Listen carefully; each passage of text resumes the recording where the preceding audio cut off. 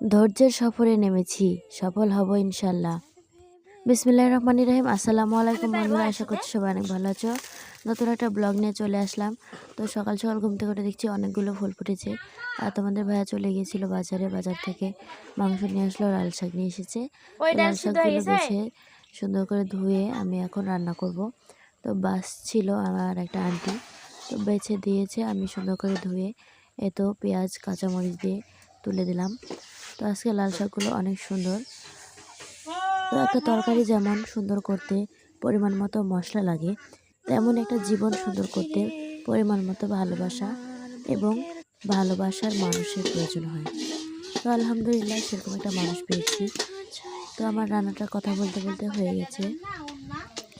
এখন আমি শাকটা টেলে নেব।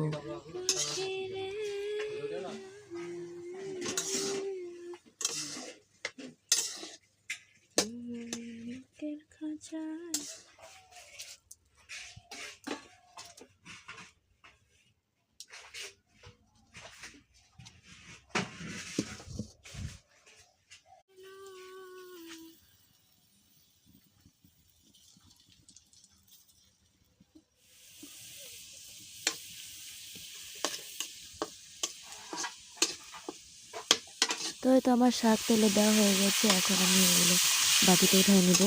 আর আজকের শাকটা অনেক মজা হয়েছিল। তারপরে আমার চলে এসেছিল ফুকলা ননদ, তাকে নিয়ে একটু মজা করছিলাম। এতদিন দাঁত ছিল আর এই তো দাঁত উঠে গেছে।